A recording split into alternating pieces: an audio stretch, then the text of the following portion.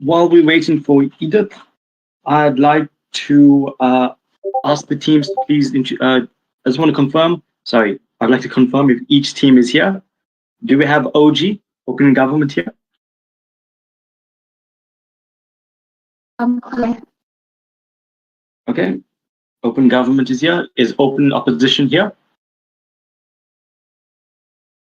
Opening up is here. Is Closing Government here?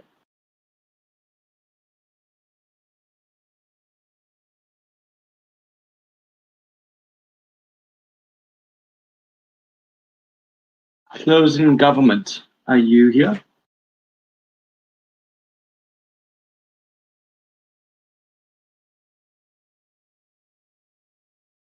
Yes, closing government is here. Okay, Closing Government is here. And Closing Opposition, are you here? Yes, CEO is here. Okay, perfect. I'd like to get the consent from the teams if they can be, that they can be live streamed. Can I get your consent from each team?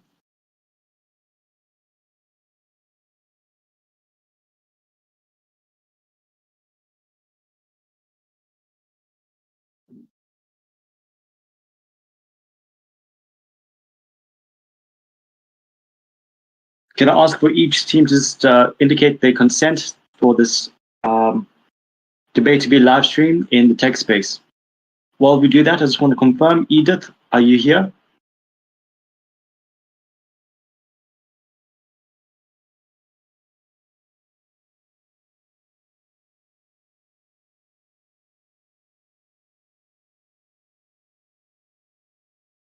Edith, if you're able to hear us, please indicate verbally or please indicate via the text space.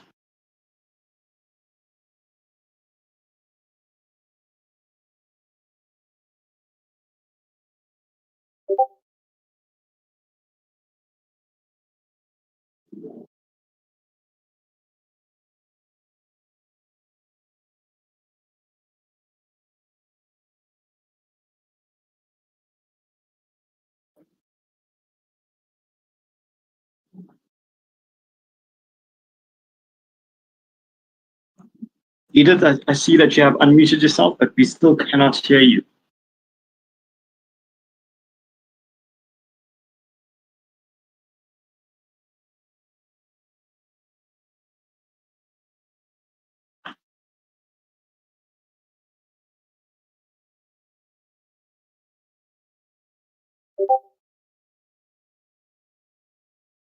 Edith, can you try to disconnect and then rejoin us? Okay, I see you indicated in the chat space. You're here. Yeah. Okay, thank you. So we're going to have indication that all my panelists are here. I'd like to therefore continue with the debate. Before each individual and each speaker come up, please indicate your personal pronouns and also indicate how you like your POIs. I'd like to call upon the Prime Minister for this debate. Congratulations to everyone for coming so far into this debate, into this tournament. Thank you.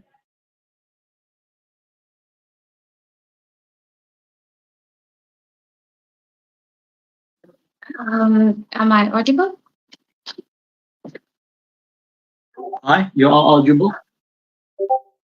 Okay, thank you very much. Just give me a moment. No, that's fine. So, yeah. Is there going to be a time in chat?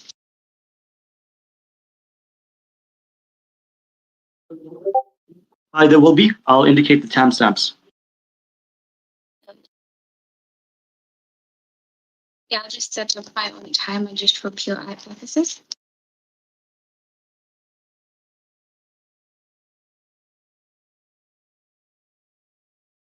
Cool. First and foremost, I think a shout out to my partner, this being her first BP finals. I am super proud of you. Let's have fun. Secondly, shout out to my best friend, wherever you are. She's not on the call. It's not even close. But yeah, to Denise, you're an amazing friend. And yeah, whatever. Dubla as well for being such a motivation. Thank you. Cool. So if you have preferred pronouns she, her, please put your eyes in chat. Put your eyes in chat. And I'm going to, let's page one. Okay. I'm going to start in 3, 2, 1. Some couple of 100 years ago, a number of things in human existence were considered immoral. For that very reason, most people were not put in a place where they had to interact with those things or that sort of chat, or most of them had to be deterred through very restrictive means that were either harshly physical or just like all forms of social indoctrination that has given us the kind of stable society that we have today. The timer isn't working, by the way. Cool. So what does that mean for this particular debate? Those kinds of just putting it out there has meant that for a very large part of our existence, human beings have had other softer alternatives. Looks like religious indoctrination or just like talking to your kids and making them understand why things are bad and whatnot. And we dare argue from opening government that has been more sustainable and that has been more organic. Okay, so what does this debate look like and what don't we want from opposition? What opposition will argue in this debate is to talk of how there is a utilitarian good that we ought to look out for in this debate. That means we need to be considerate of that. Well, there's a greater good and there's a sense of urgency. For that principle to win chair from PM, they need to satisfy 4 things. The first is that it has to be necessary. At the end of my speech, you should see why other forms that are existing in status quo, such as the virtue signaling and just people being pro-woke, and how those things have worked better than an alternative that is essentially disrupting your own biological makeup to satisfy some arbitrary, say, metrics of what morality looks like. Secondly, it has to be meaningful and a respecter of human dignity. Thirdly, it has to be urgent as opposed to more organic means. They need to show why the organic measures we have in status quo aren't working. If this debate were taking place when we're having the Holocaust disclaimer, we think that would have been a more necessary and more appropriate. Lastly, it has to be a respecter of human evolution, that sort of stuff. Let's go. What do we think that this essentially looks like from opening government? We're more than happy to have agencies that are purely dedicated towards, finding these people that are carrying out this research and shutting them down. It means that even government agents that have been doing this essentially shut down for the very problem that they pose. Context. And this context is going to be very key. Our closing has to do better in context. 3 things. 1, we are in a world where everyone suddenly wants to be seen as a nice person. Everyone will go out of their way to not offend people in terms of respecting their gender pronouns and whatnot. They'd go a long way to just watch what they say and how they essentially behave because of the woke mob that is all going to be coming after you should you choose to deviate. Secondly, we exist in a world where there's a general consensus of what kinds of morality are acceptance, but a consensus that is also considered that there are various ways of subjective forms of say, morality. Moralities that exist in places like Saudi Arabia would be highly different from what exists in Kenya, China, or even Ghana. Lastly here, it has to be one that forms a forms of social conditions and indoctrination already exist. We think that those are enough, and to the extent where my primary identity is based off of the religion my parents had. They've taught me what's wrong and right. According to that, we think that has essentially worked. Just on necessity alone, opposition needs to do a lot. But let's start.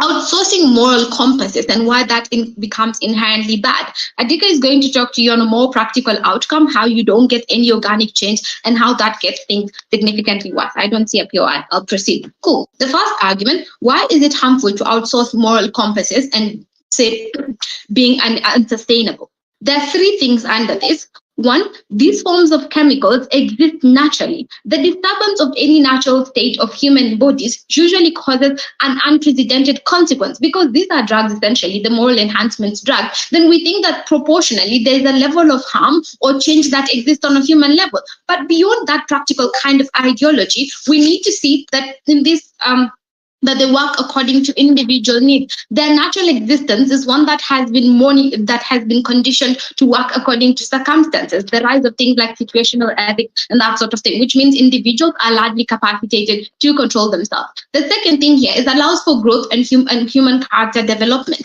This shows, and Michelle will talk about this largely, that human experiences form who we are as individuals. Our ability to recognize right and wrong has mostly been affected by how we treat people and understanding even at the very core of our existence that something is bad and hence we need to change. We think that kind of change, one, is informed, but most importantly, it is sustainable because you recognize why you even changed in the first place, unlike individuals who just pop pills and look cool. The last thing under this is that the harms of manufacturing choices to individuals. Use of drugs everywhere has largely been something that has existed at moderations, and these kinds of drugs are things that people take at free will. We think that putting these kinds of drug or research out there is prone to weaponization. That's why you have people that go a long way to trigger the kind of chemicals that make people largely violent, for them to be put in spaces where they're trained as assassins and whatnot. Probably a movie, I don't know. This means manufacturing human choices is harmful because the organic approach means individuals are able to be held accountable for their own issues and that sort of thing. The second thing, before I take a few in terms of argumentation here, is that individual identities are fabricated. What do we mean by this? Two things. The ability to cope with stress or consequences has been outsourced, as I've already analyzed to you and I've shown you why that is essentially harmful. But most importantly, the progressivity of society is something that is contingent on a drug that may or may not have harmful consequence. We think that they need to be highly comparative here. While we think that these drugs could work for like a day or two, or even just say 10 years, that means that your identity, who you are, your ability to be overly selfless is something that has been tied to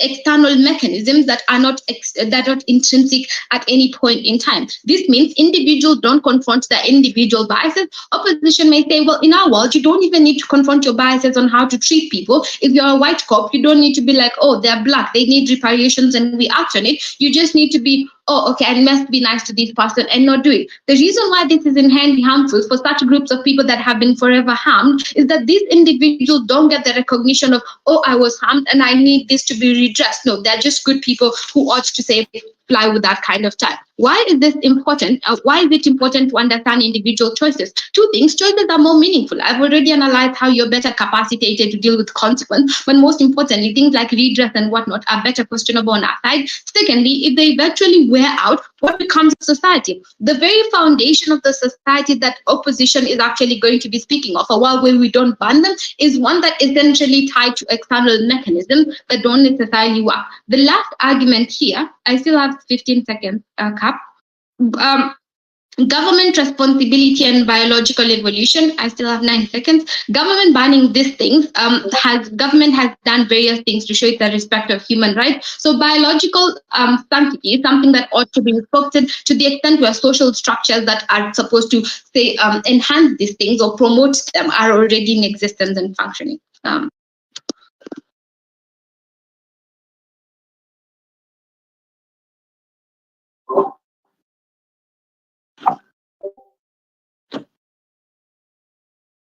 I just want to note that the last few seconds of your speech was cut off, but we did go beyond the 7:15 timer mark.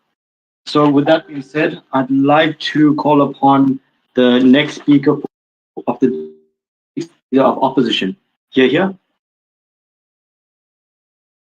Am I audible? You are? Great. So if you have a POI, just text POI in your text space. Just a couple of shout outs to my partner Johnson, to Coach Mace, and today you has Debate Society. It's about time we made this happen.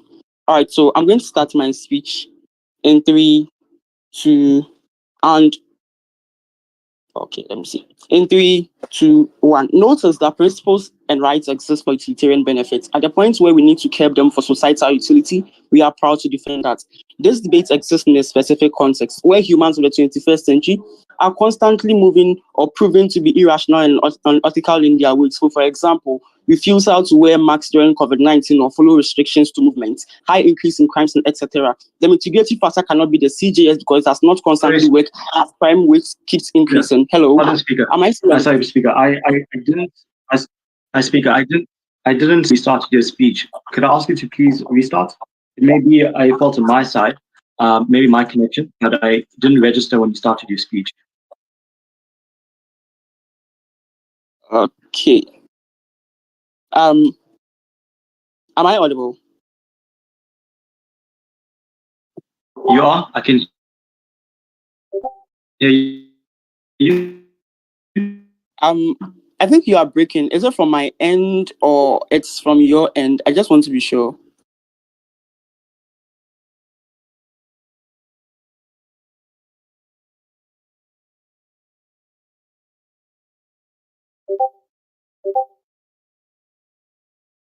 Okay, from the judge's end. All right. So I think we have to give him a couple of seconds to reconnect. Sorry. Okay, so it says that it might be on my end. Okay, and also Gerson says it's breaking from the judge. So it's my end that's a bit of a problem. So just give me a second to disconnect and reconnect. All right, that's fine.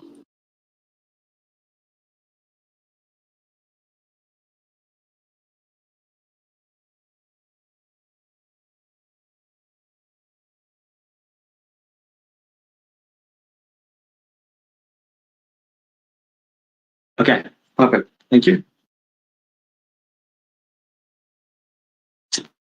All right, so just to confirm, I'm still audible, right? Yes. All right, sure. So I'm going to start in 3. I'm going to be starting in 3, 2, and 1. We agree that morality is subjective, but within its subjectivity, there is objectivity. So things like killing people, stealing, etc., are all seen as morally unright things to do that cut across all aspects. You cannot claim diversity of morality within this base. The outcome of this morality is to reduce irrationality. Any person in their normal state of mind knows that that is the objectivity within the subjective compass of morality. Secondly, principles and rights exist for utilitarian benefits. At the point where we need to care them to solve societal utility, we are proud to defend that. This debate exists in specific contexts where humans of the 21st century are constantly proven to be irrational and unethical in their ways. Example, refusing to wear nose masks during COVID-19 or follow restrictions to movements, and the constant increase in high rates of crime.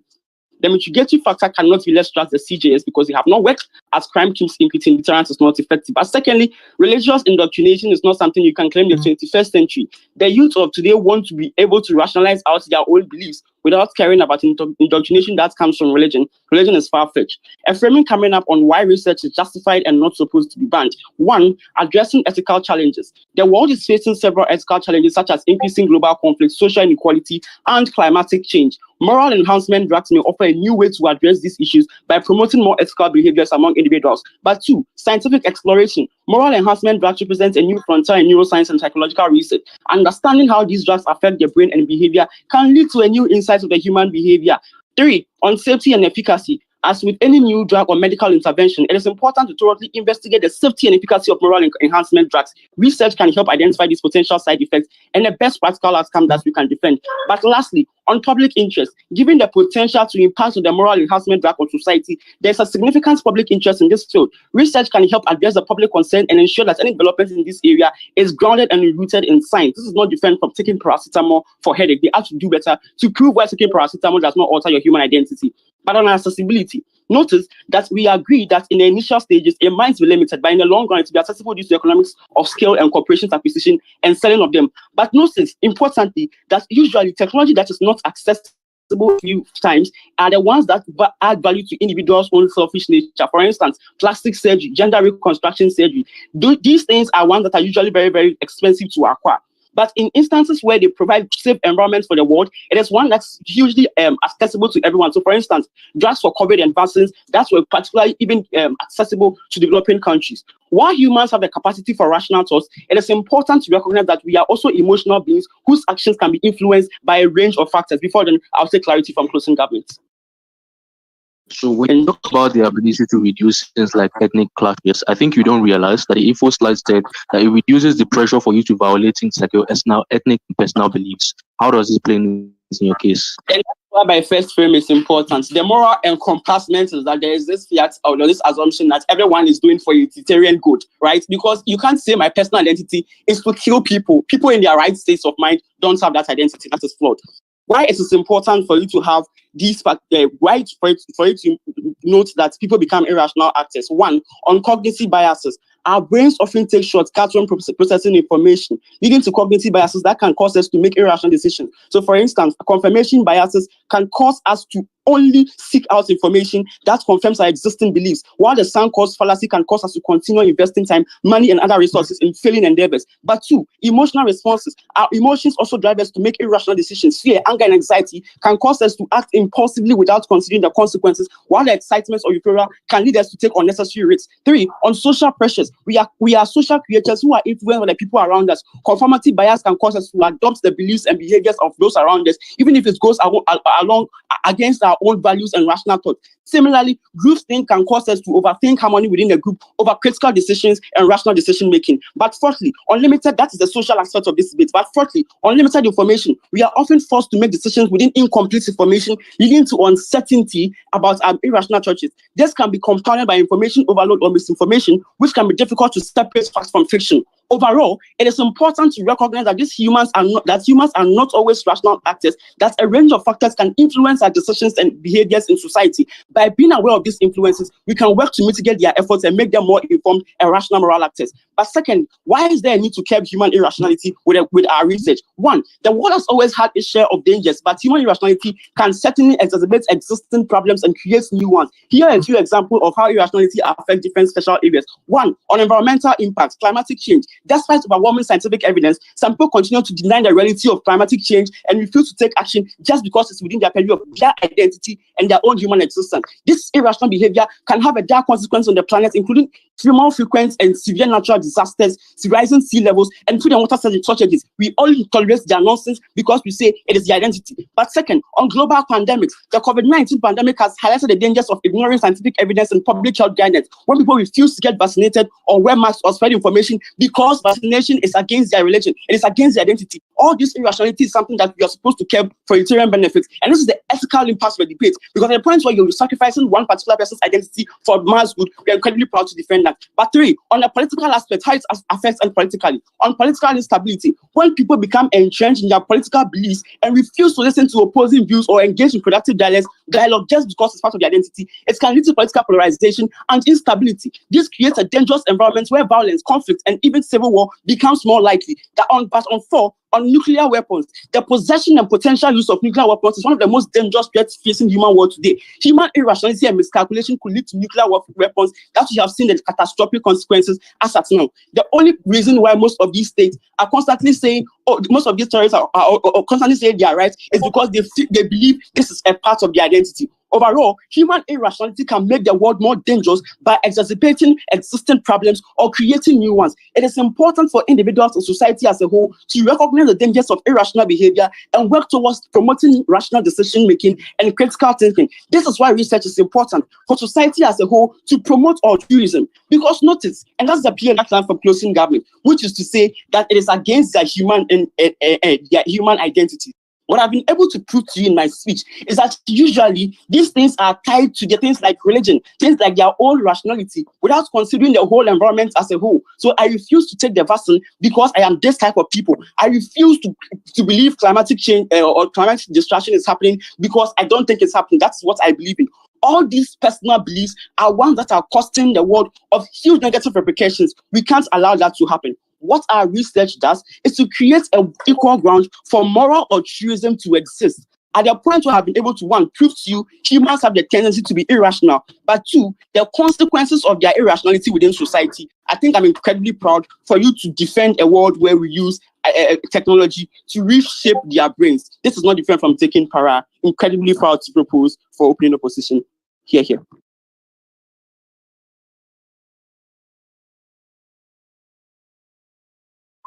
Thank you very much. Leader of Opposition, I'd like to call upon the Deputy Prime Minister. Here.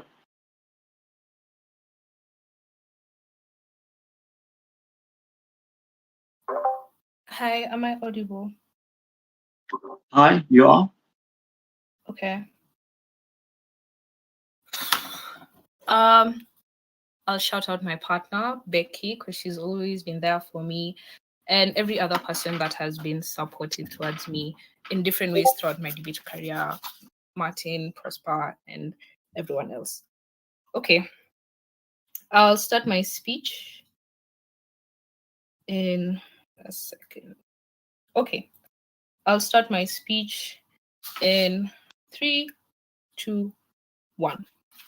The thing with OP is they have to prove to us that one, reduction in self-love will directly translate to you knowing how to treat others. Because there's a difference between having the desire to treat others well and knowing how to do that. But secondly, that even after this continuous research and this like period of like testing this particular drug, and people see the harms it's causing towards how people value themselves and treat themselves, they'll still want to take these particular drugs. At the point where we're able to prove that that's not going to happen, we just take them out of this debate. Two things they talk about, right? Firstly, the idea on irrationality, and they are going to take away irrationality because they are going to address these particular problems. One, I think they needed to prove that it's going to teach people how to act and not necessarily increase your desire to want to be good. But secondly, we think even if that was not true, Becky already talks to you about consequences of actions and how things like evil leading to particular consequences has taught humanity to some extent how to act, and people don't want to feel pain, people don't want to like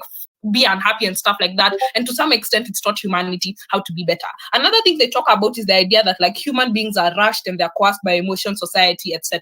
We think firstly there's a need to prove that what the majority wants is always bad, but secondly we think your internal values are always shaped by society anyway. So even if this drug is going to push you to be inclined to act on your values, they're already shaped by society. You barely have your history is defined by society, things like consumerism, all that stuff. Society already dictates who you are, what you want, and what you love. They need to prove that that's going to be different from what society wants still. But secondly, they need to prove that these drugs are again going to teach you how to be good, and that society doesn't do that in like a good way from what we get from Becky's speech. I'm going to talk about two things there, right? One, why being more altruistic and caring for others more is going to like create an imbalance that we cannot survive with. But secondly, extend on Becky's idea on the subjectivity of morality. On the first idea of like being more altruistic and caring for others is just bad.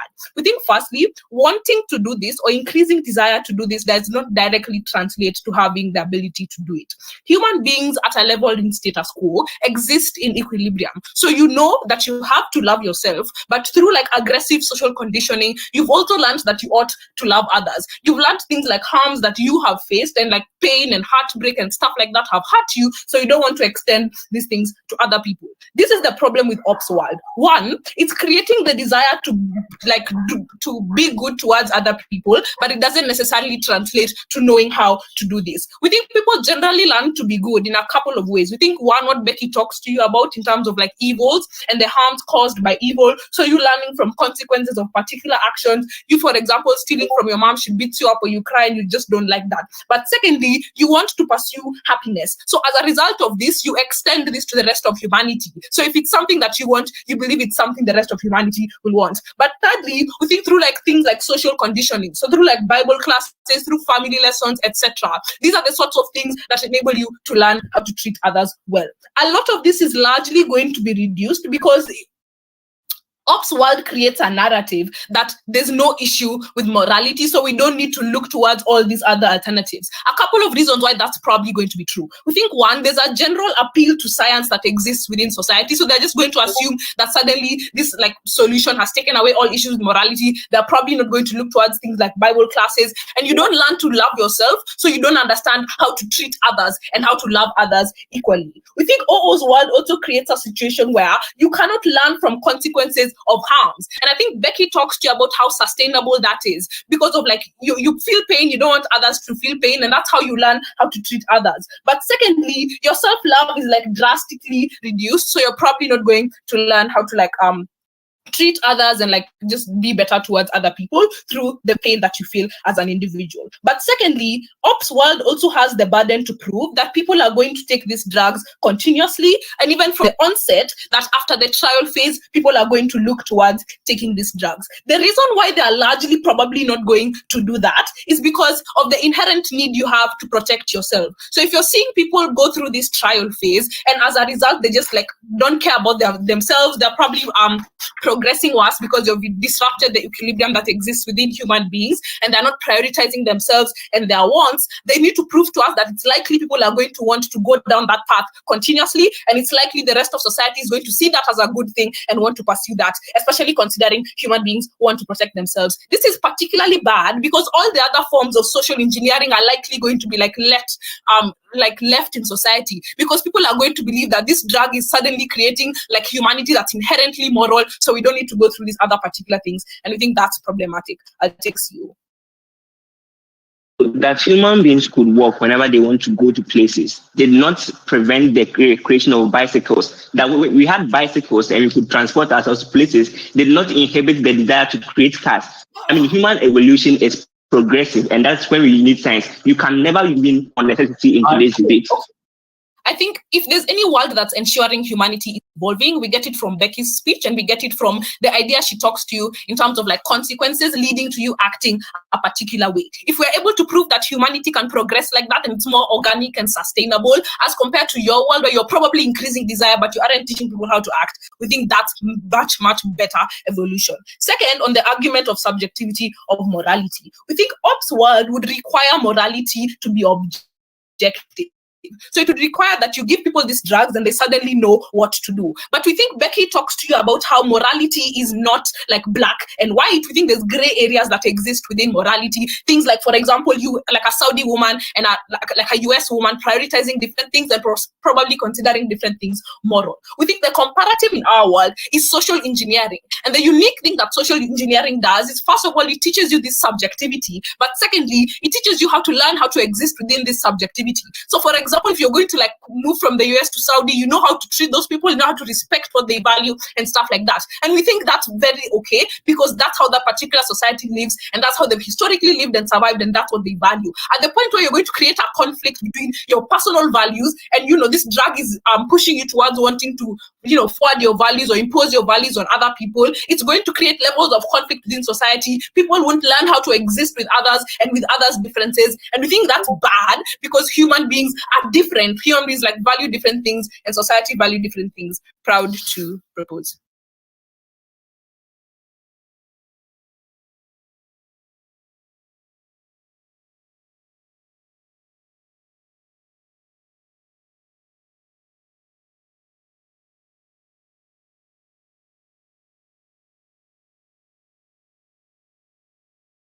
Thank you very much, Deputy Prime Minister. I would like to call upon the Deputy Leader of Opposition. You're here.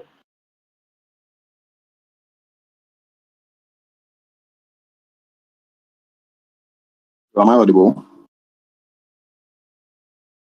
Yes, you are. All right.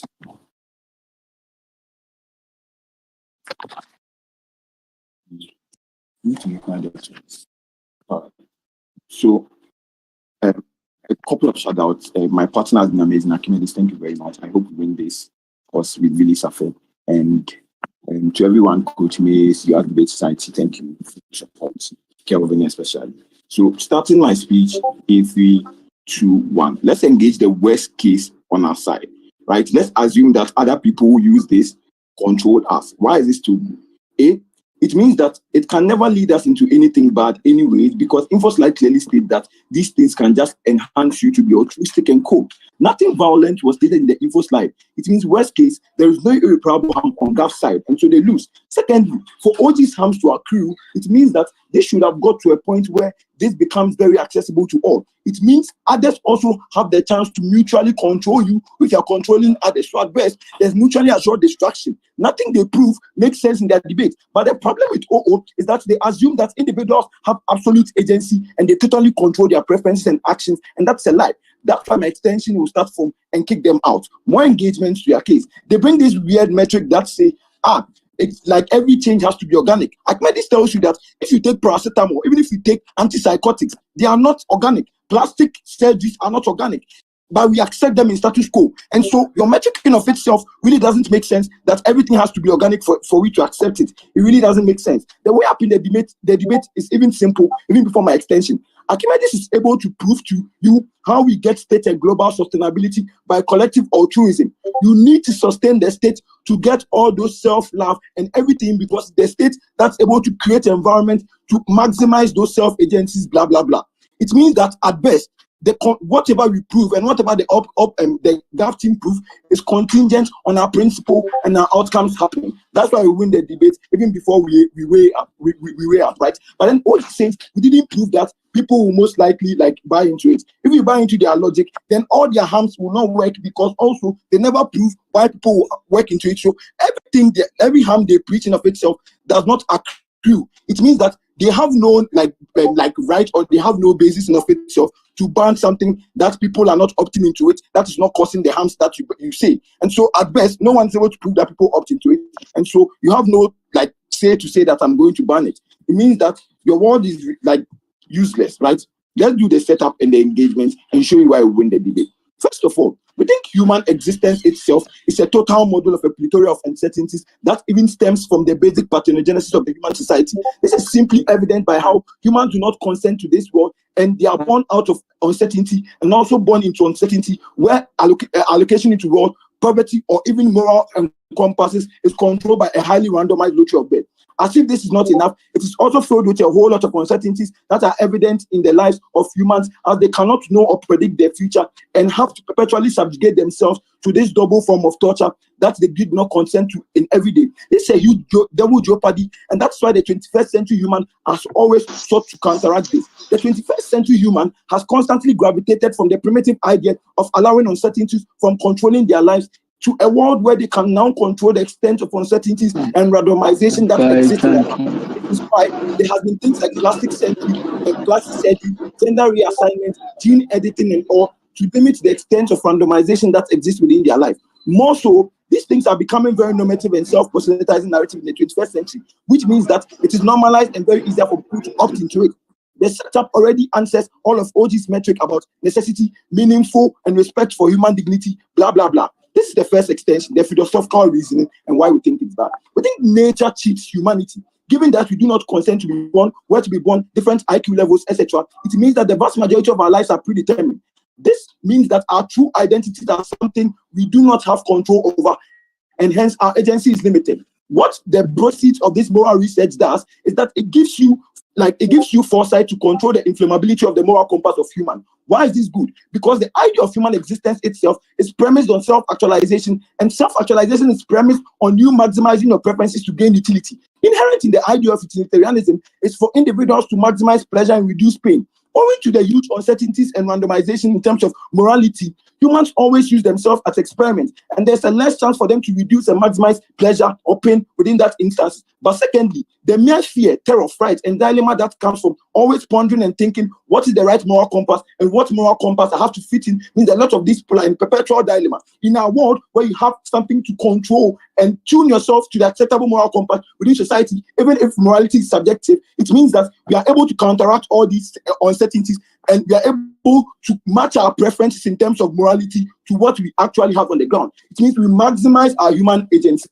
They say class on sustainability. Archimedes is able to prove to you how we get a much more altruistic society. It means we reduce antagonism. Best case, it means that people do not fight against themselves because there is an objective moral consensus that killing people is bad. And so it means that we are most likely going to get a world that is sustainable. POI from CG Sharp.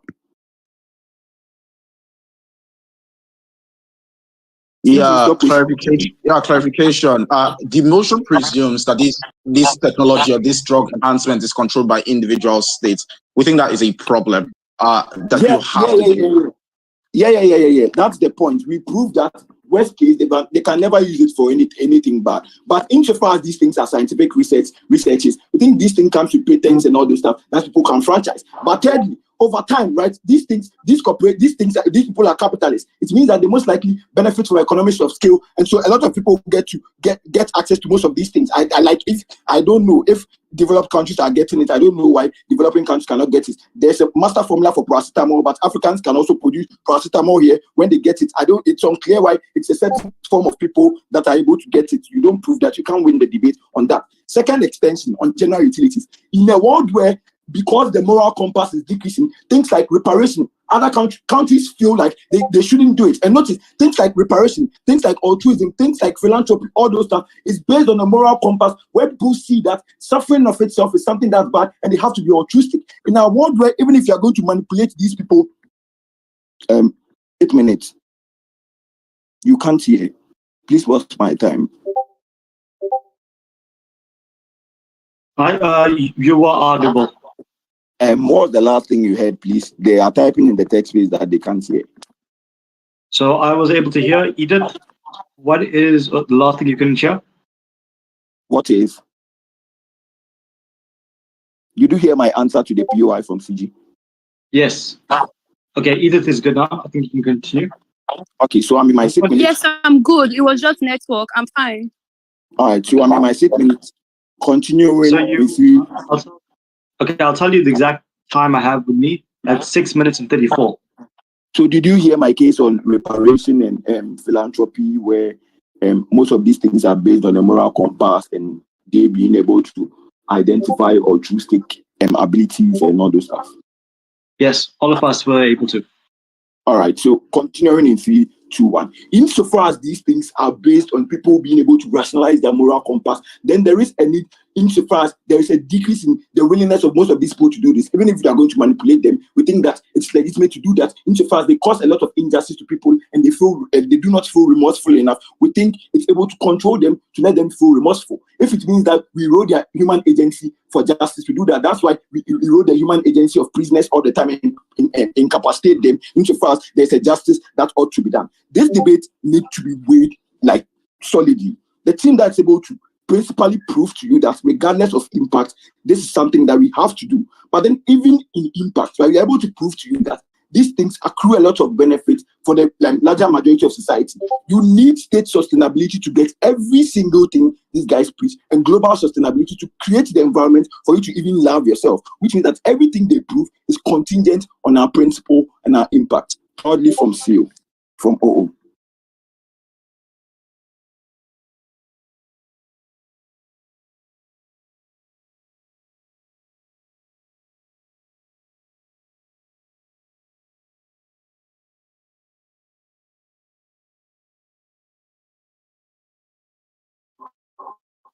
Thank you very much, Deputy Leader of Opposition. I'd like to call upon the first speaker from Closing Government. Here. Yep, it's going to be here in a while. Just want to use the restroom. Just like 5-10 seconds.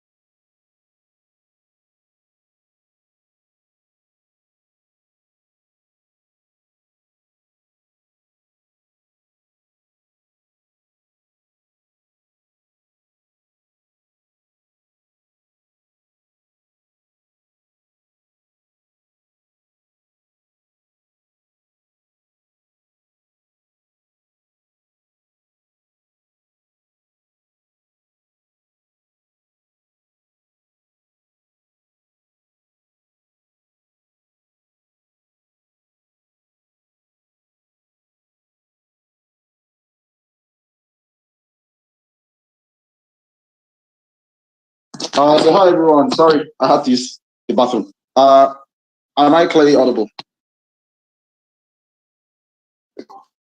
Hi, we can hear you. Can you try reading the motion? Maybe we can hear you a bit better. Sure. Let me find it. Okay, this Okay. This house would ban the research, production, and use of moral enhancement drugs. Okay, perfect. I can hear you. If any of the other judges can't hear the speaker, please indicate so. Otherwise, I think you can go ahead. I think I see some people typing, so let me see. Vincent says they can hear. Garrison says they can hear. Edith, I see you were typing before.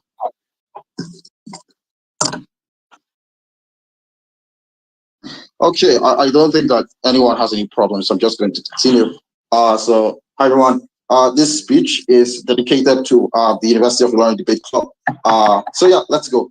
I will start this speech in 3, 2, and 1. So I think the way up of this debate, and obviously where you ought to judge this debate on, is on the impact. We do consider it's really an impact. So what we're going to prove to you in closing government is that the impact in terms of forcing people to do good and allowing for a more moral world on opening opposition is inconsistent. So one that you cannot guarantee. So at best, we might be willing to consider in some instances you might get force people to do good, but we don't think this creates a large impact. So we think that the propensity for abuse of this particular technology that is the most important thing in the debate. We prove that their benefits are inconsistent.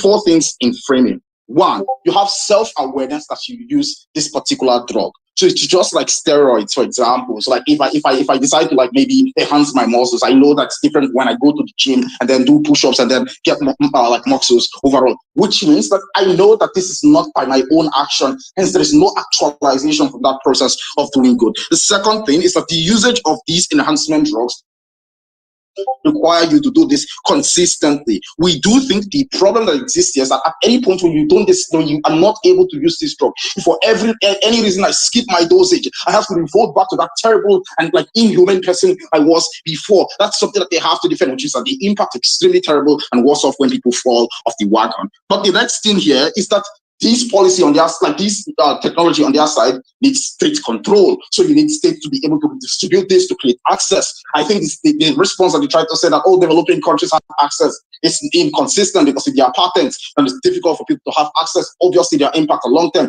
they already make themselves marginal within the debate. But what posit here is that governments have extremely terrible incentives. I would analyze the rest of this in my speech.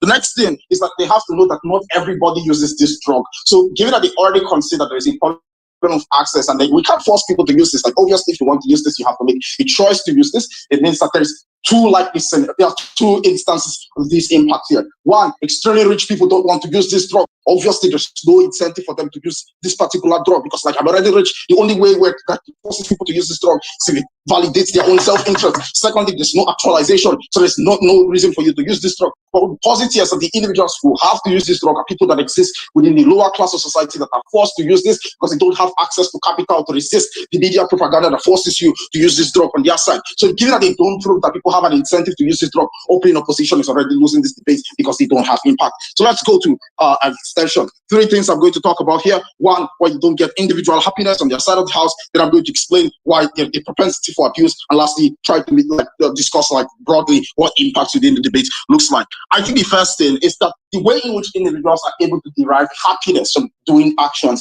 is knowing that they are in full control of that particular process. So if I go to the gym and develop muscles, I know I put in a lot of hard work into this thing and I'm able to derive happiness from it. Or if I don't carry out this action by myself, there's no happiness. I think the way in which this applies is if I do good on the side of the house, I don't think I'm going to go to heaven because like I did not carry out this action by rationalizing this by myself. I don't think God is going to accept me into heaven. The most important thing then is that when individuals don't any form of actualization in this process, they are unwilling to take this, which means that being good is contingent on people like largely adopting this at the end of the day. But secondly, we think even if people do use this on their side of the house, there is a cap on individual development, which means on that status quo, the way in which individuals develop is that there is no continuum in terms of there's no like cap in terms of morality.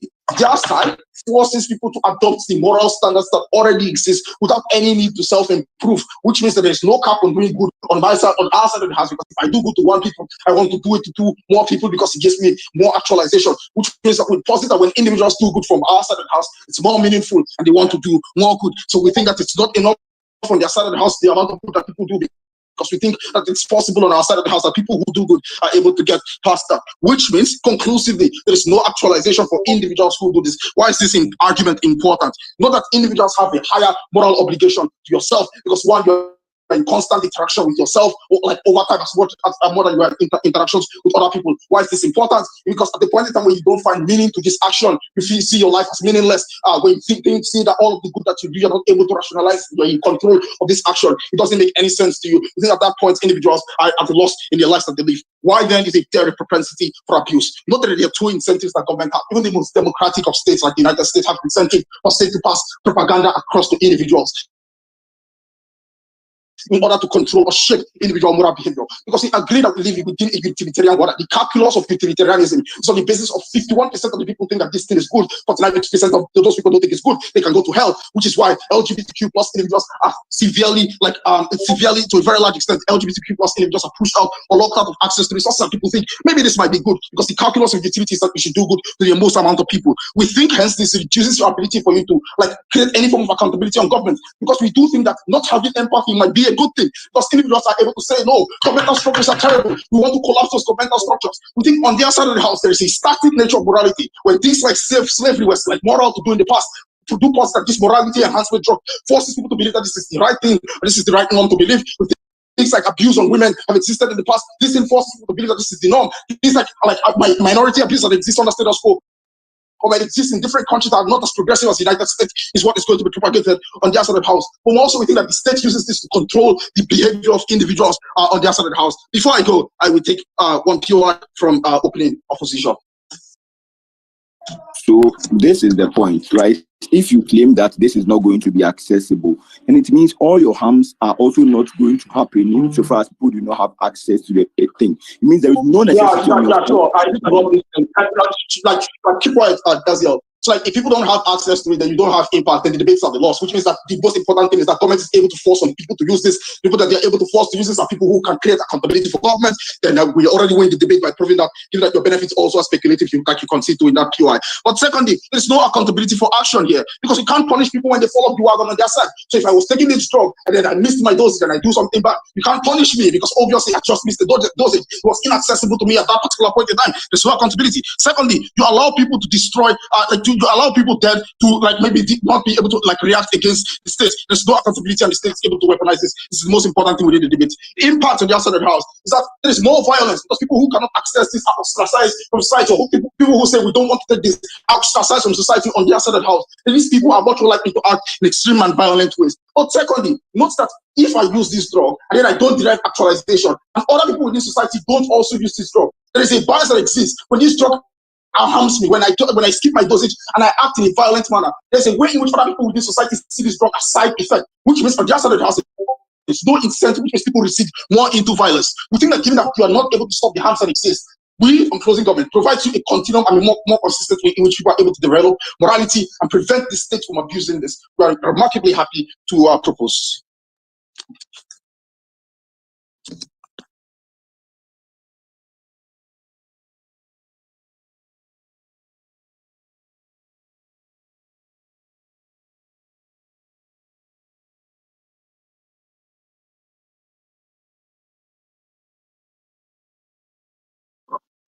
Thank you very much, Speaker from Closing Government. I would like to call upon the first speaker from Closing Opposition. Here.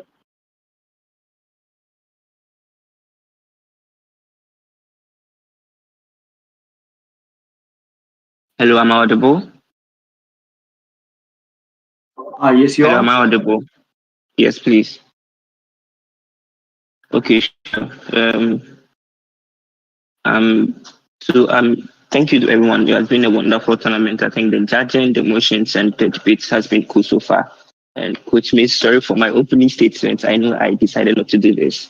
So I'm going to start in 3, 2, 1. The problem with most of the rounds that we've had in this tournament is that teams, under what they call mechanization, does is to just squirrel the motion and take the easy way out. What does OG says in the name of mechanizations? Oh, this drug is going to last for just 2 weeks. If you take it and that's it, you need to, constantly take it. What does CG says? Oh, you will be in dosages. If you miss today's dosages, you become a horrible person automatically the CGS crashes, the law crashes. We cannot prosecute you because you're on a drug and then the drug, you didn't take the drug on miss out to the dosage, whatever that they argue. I think this is like very problematic because they just crowd the motion and pick and choose the terrible way in which this particular drug could be worked out, and then just argue. They cannot win today's debate on that squarely.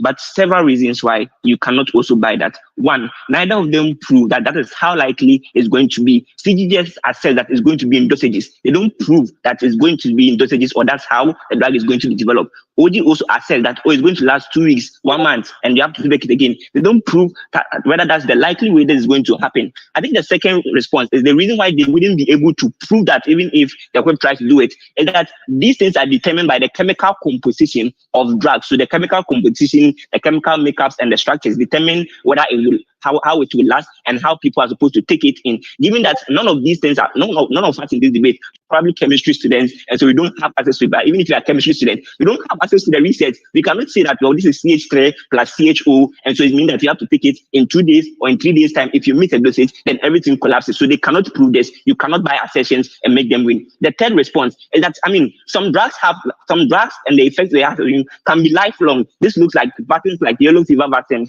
etc. Some drugs could also be short. It's a neither okay argument. They cannot say that, well, it's going to be dosages. If you miss it, they're going to start going to kill people. They don't even prove that if you miss a dosage, they're going to go and do all the bad things that they argue. They cannot win on that. Two extensions that are going to be engaging on the debate so far. First of all, being comparative and the necessity. And the second extension is going to be on morality, engages like how we have a better outcome in that particular regard. So the first extension, all feels this way because they are largely uncomparative. They just run a lot of reasons why these things are good. The debate cannot be simply about, it is good and it is bad. Teams have to be comparative. That's why we call this a debate in the very first place. Because while opening government agrees to their principles and their fancy ways and the benefits of altruism, OG argues that there are organic systems that are used in status quo, i.e. learning, socialization, religion, learning from your mistakes, that ensure that people are able to achieve that same goal. And so the drug is obviously not necessary. They don't engage with this. Johnson is just, cool with mentioning words like epistemic access, blah, blah. The reason why our attention means this is one. I think the premise in that particular clash is that we agree that we should do something about the problems in status quo and encourage people to be moral. CEO says that, one, if this is true, then we support more mechanisms that make these things better or that help people to approximate towards morality in which they so desire.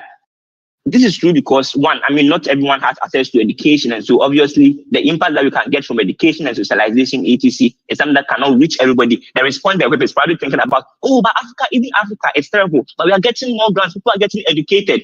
That's actually catered for the present generation of Africans, which most of them are uneducated because of the previous systems. So even if it's getting better, it doesn't mean that everybody, are doing these things. Secondly, even in as much as Africa is getting better, there's still some parts of the population that have been unexposed to education. That points to stands. Secondly, but even if all people have access to education, I think the cognitive ability to be able to weigh the knowledge that you've gotten from education, to be able to use this particular information to act is something that is equally limited in that particular regard. This is something that OG agrees with insofar as they mention that, well, if you take the drug, it doesn't mean you have the capacity to be able to do these things. The award and the kind of organic thing that they argue equally suffer from that same problem. I think thirdly, people also, I think there's two mechanisms, right?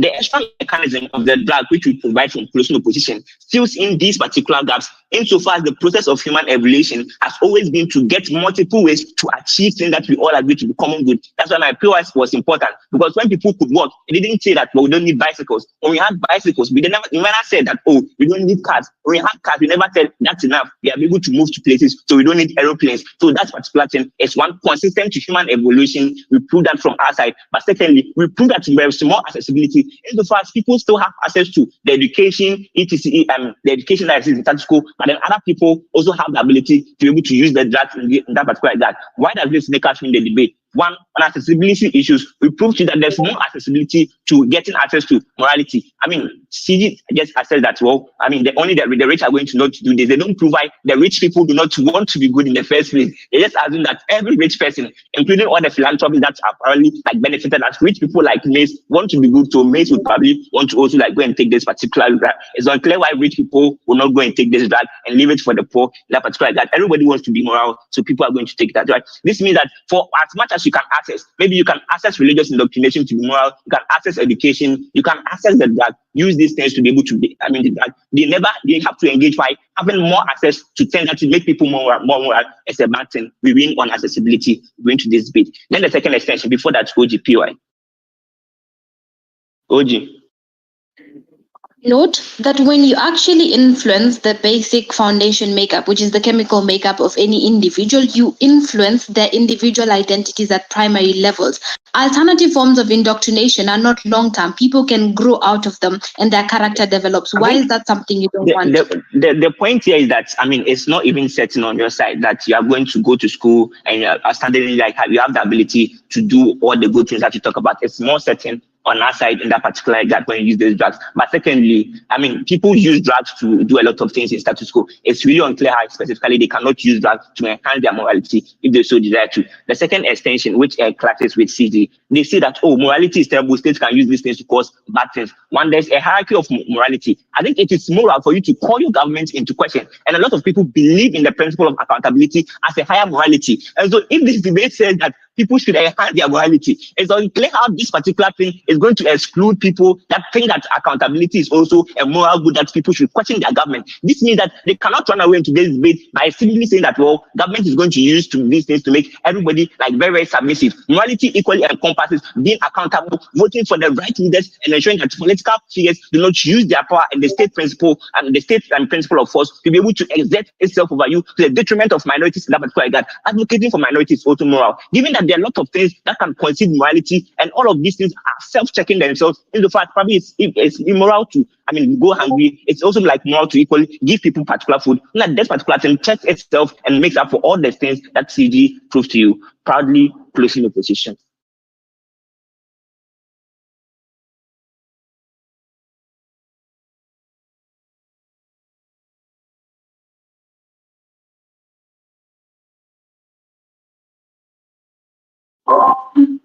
Thank you very much. I would like to call upon the last speaker from government bench.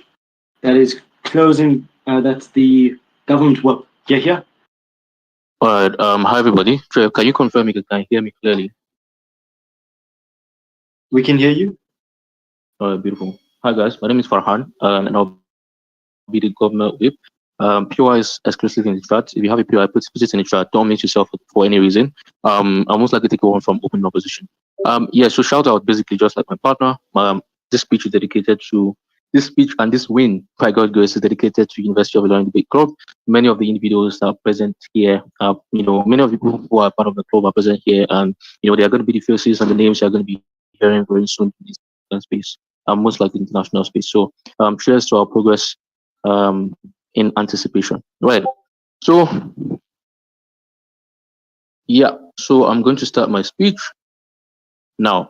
So panel, ladies and gentlemen, the idea on back and forth about access is not necessarily the most important thing in today's debates, because opening government, or if closing opposition want to say, oh, we're talking about access, and then we're not sure about how able to get access. I think their claim about education is that, oh, not everybody is going to be able to have access to education, all this kind of stuff. Like, if you claim that not everybody is going to have access to education, then how do you claim that not everybody is going to have access to drug in the first place? What this tells you, panel, is that the clash on access, back and forth, all that kind of stuff is not necessarily the biggest clash in this space. The idea on accessibility that we give you from closing government is not about the ability for people to have it. It's that there are instances where people may not be able to use those drugs as a result of different reasons. Maybe they skip their dosage, but they don't have money to buy those drugs in that particular instances. But the most important thing, and it's very ridiculous, it's very sad that closing opposition doesn't engage as well. The most important thing you need to ask yourself is, since everyone is not forced to take it, who are the individuals who are going to be taking it, and what are the incentives to force them to take it? These are the things you get from my partner, and you don't get critical responses. Number one, you are self-aware that you're using these drugs. It's just basically like you using steroid to boost yourself boost your proteins. When you're self-aware that you're using these drugs, and you know that it's not because of your self-actualization of your self-awareness that makes you use this drug, the utilities and benefits that you want to achieve by being a good person to yourself as an individual, you are never going to be able to get it because you realize that this is not your own doing. But number two, that the effects and benefits are contingent on you being able to constantly use it. Closing opposition tells you that, we're not chemistry students. How are we going to be able to prove that based on dosage? The debate is clear. This is not a surgery. This is an enhancement drug. How do enhancement drugs work? It means that for you to be able to develop a particular feature on your body, you have to constantly use it. That's why if you don't use steroid, for example, and you use it for a particular period of time, you're going to get muscles. If you don't use it for a long period of time, your muscles decreases. That's exactly how today's debate is. It's not about, you need to start talking about the chemical components. But number three is that who are the individuals who are going to use this drug? This is extremely important, panel. You have to prioritize this because you need to recognize that individuals in the society, such as capitalists and individuals who belong to the higher epsilon of society, like politicians, benefit from the fact that individuals do not revolt, benefit from the fact that individuals are empathetic. What does that mean? It means that they have an incentive not to use this drug, to use the social media and every single apparatus in society to ultimately push a narrative for people to use it. Because they'll tell you, if you don't use it, you're not a good person. And the fact that you're not a good person means you're a very bad person. Society will ostracize you, will put you in jail. For these individuals, there's no way you can hold them culpable. They have every single resources with their power, and they have every single incentive to make sure that society believe that you're a bad person for not being a good person. We think that is world where that proves to you that these individuals have an incentive to make you subjective. Closing opposition tells you, accountability or holding government structures culpable is part of morality. But that's the point. The point is, how do you take the actions? The motion says that the drug is going to make you non-violent, but you need to realize that power is not given. Power is taken. If you hold governmental structures accountable, how exactly are you going to be able to hold them accountable? It's not just based on call out. You don't call out government and government sit up. They don't give a fuck. What that means is that you need to be violent. You need to take them at their risk. You need to protest. You need to burn things for them to be able to change the system. It means then they are not able to achieve any form of utility. This is the best case comparison. Inside opposition, they are able to achieve a world where people are moral, they are doing things in the right way. But there are a large amount of individuals who control the apparatus of society already, who have an incentive to weaponize that system. What does that mean? It means that you have a lot of individuals being submissive to a group of individuals who are going to constantly monopolize that structure and oppress individuals in the society. We don't want that kind of morality. We don't want that kind of development in that regard. There's no personal utility. What you need to realize here is that the ability for you to develop as a person, for your morality to develop, is contingent on the potency of the drug. This is extremely important because in society, in current status quo, your cap on morality, there's no cap on morality on your cap on morality. But the cap on morality exists here because drugs are potent to a certain level at some point in time. Maybe experiments reach 20%. It means that the ability for you to be able to be morally good is on that 20%. This is counterintuitive to the evolution and development of humanity that open opposition and closing opposition ultimately talks to you about. We're extremely proud to come from closing government. Let's take out closing opposition. Closing opposition tells you that I think many of the cases about humans need to be able to develop and humans need the ability to be able to grow is contingent on the things you get from open opposition as regard the benefits in themselves. I mean, like all the benefits that they ultimately criticize in their world ultimately exist in open opposition world as well. But it's a very good nuance to that. Humans ride on the basis of development and innovation. There's a point in time where we have cars and bicycles and all this kind of stuff. The fact that we have people walking now doesn't negate the fact that we should have things like bicycles and cars existing. 3 responses. Number 1, that the problem with this kind of innovation is that it weaponizes human direct awareness and agency. The point about creating things like cars and bicycles is that you can choose not to buy car or you can choose not to buy a bicycle and buy another thing in your life. But there's no choice. They're basically telling individuals that they have to be good whatsoever and then control the way they are able to be submissive and violent. Number 2 is that it is controlled by a group of people who have the incentive to control that, and you have no way to hold them accountable. Number 3 is that you have no personal development as an individual because your moral development is contingent on the potency of that drug at that particular point in time. We think that this is extremely ridiculous. Proud to come from CG again. I'll take a PI from OO if you have one. OO, let's go. So during the COVID crisis, people were forced to take the vaccine, and those who did not want to were ostracized for public good.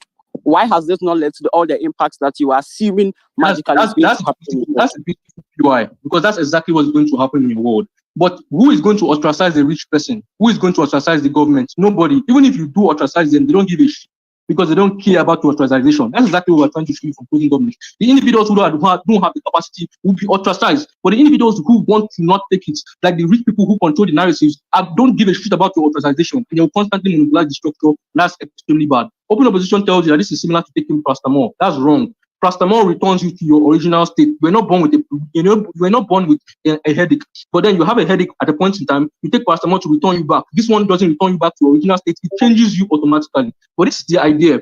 All the benefit you get from open opposition is contingent on them making everybody take those drugs themselves. People becoming more rational, people caring about climate change, people developing a good world, people being moral, all those different beautiful things is contingent on the fact that every single person in the world is going to take it, number one.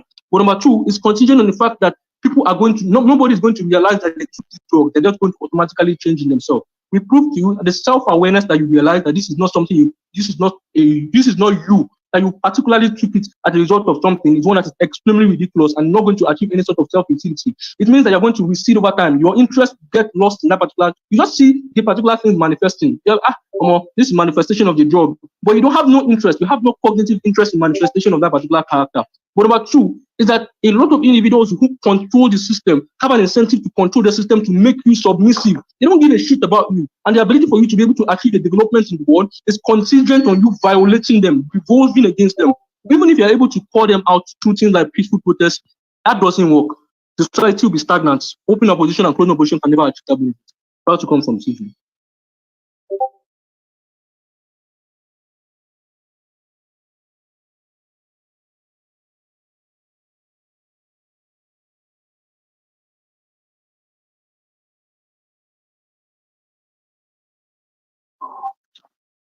Thank you very much, Government Whip. I would like to call upon the last speaker for the debate, Opposition Whip. Here. Hello, panel. Am I audible? Hi. Could you try reading the motion? I don't have the motion, but let me look for it. Okay. We can't. Could you move your mic closer to you?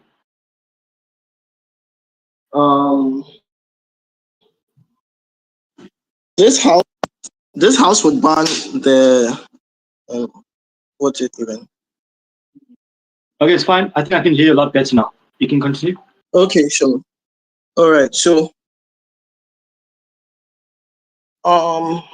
thank you everyone for the debate.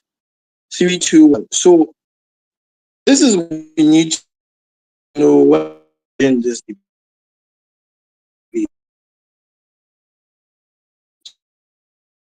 Right. So might not want to take it, and so everybody will take it. We don't get our impact. But CG says again that states want to indoctrinate people, and so states will force them to take it. If people take it, and states wants to force you to take it because they are autocratic and they are terrible, what it means is that states will make sure that dosages are always available. States will invest so much into this new propaganda machinery to make sure that people are different. We say that even if this ill intent is existent, that even if you believe them, one, people becoming more and more empathetic means that one, you have less school shootings because even though you hate black people, empathy will stop you. Two, we have less racial hate that is done towards people. Realize that these are things that are usually covert and you cannot take someone to court for it. That means that it's something that we still win on. They cannot eat their cake and have it. But two, the assumption that everyone who doesn't take this pill is evil is terrible. I'm a good person generally. I don't need to take a pill, right? That's because I'm good, and I do a lot of good stuff every day. That means that you don't need to take a pill just because you're a bad person. Next, I think that's the reason they lose is that they assume that the state is wicked, the state is terrible. This is a policy debate. It means that we are the state having this debate. You cannot say that the state wants to do all the bad things. Why? Two reasons. One, people want to do things like go to heaven because the world is increasing, it is like largely religious. What it means is that people are willing to do anything possible to increase the amount of good that they do. Secondly, a lot of rich people do good stuff. It's unclear why rich people would not want to do good stuff. Three, I think that you have to reject OG's claim on how pain makes you better. Why? Two things. One, sometimes you might hurt someone and the harm is irreversible. What it means is that becomes traumatic, and pain is wrong to be a measure for why you always have to do good, because then it stays with you as part of your life. Two, these actions are actions that may cost you your life. It may cost, like you might spend years in jail and stuff like that. What it means is that they don't show why a world where we can prevent all these things is bad, right? A world where you can prevent school shootings, a world where people will not be homophobic, blah, blah, blah. They don't show why all those things are bad. Let me deal with teams explicitly from now on. Now, let's go to CG. CG says, well, there's a cap on your account, your achievement, your actualization if you take an intentional movement. I think that's selfish. Why? Two reasons. First, if I go through a lot of debate training and enhance myself so I can win this final, CG's argumentation is that because it is not what everybody does, you are not going to feel fulfilled. That's very ridiculous, right? It is okay for people to take any steps that are necessary for them to succeed. Secondly, I think that we beat OO on that metric because OO says people start caring about climate change, blah, blah, blah. Our case is on the intrinsic measures of personal societal relationships. That can mean like covert racism. That can mean saying homophobic stuff or weird stuff to minorities. It means that at every point in time, you have an empathetic outlook to life. That's the only way you can get all the benefits that we want. I think that coaches' benefits exist and to say that, well, people can do therapy, blah, blah, blah. Two things. One, because there is choice, people can make sure that they can pursue therapy and everything that they want. Two, therapy is intrinsically experimental. It means it doesn't work on everyone. Three, we think that we need to be proactive. Why? Things like wars, school shootings happen in minutes, right? It means that you cannot say that you are using all these short-termist approaches to work because indoctrination does not work because they are just talking to you. This is more likely to work. On how long this effect will last. Two reasons why we win. First, I think that people are able to make sure that due to scientific exploration, we can make these things last longer, like birth control pills to change the genetics of women. They used to last only like 1 month. Now they can last 2 years. What it means is that we can invest more and more to make these things longer lasting.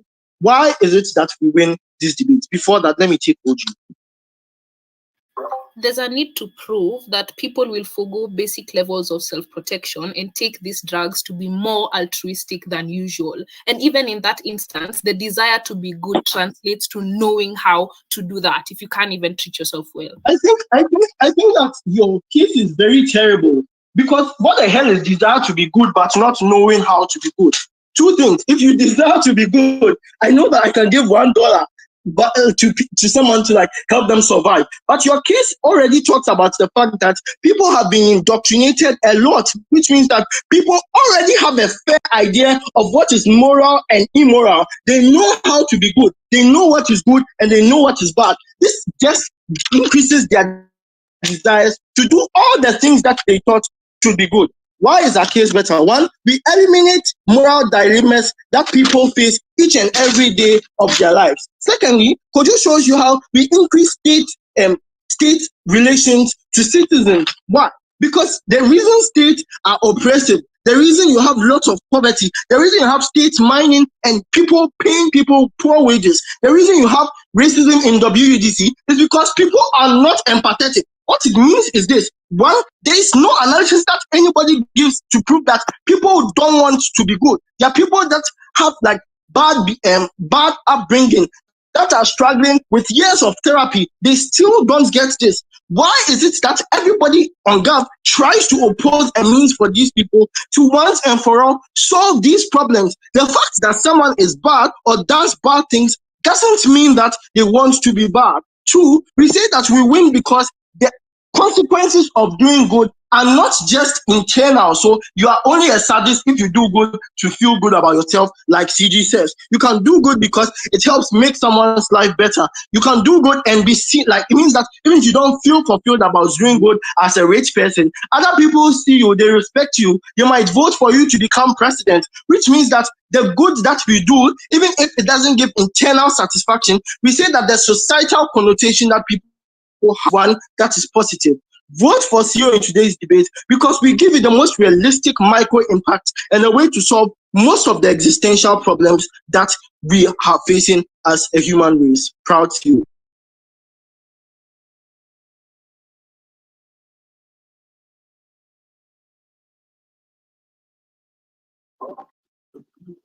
Thank you very much, everyone, for a very interesting debate. I'm going to ask my panel and I to please meet in the Adjudication 1 Panel A room to deliberate. Thank you very much to everyone for a very good debate.